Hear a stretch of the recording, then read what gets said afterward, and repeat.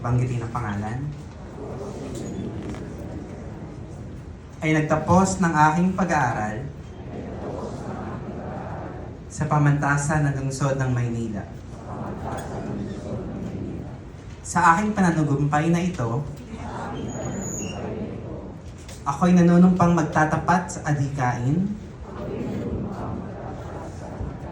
kapatiran, at aral ng aking inang pamantasan upang mapataniyag ang kaunlaran, karunungan, at kadakilaan ng aking lahi at bayang pinakamamahal. Tinatalaga ko rin ang aking sarili at buhay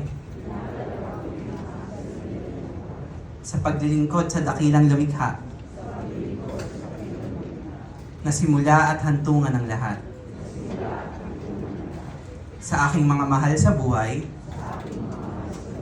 at kaibigan at sa lahat ng kapwa ko at kapatid.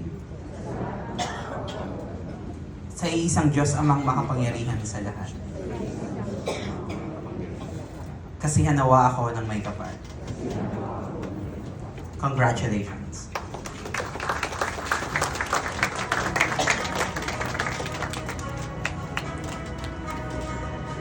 Thank you, Attorney Relson.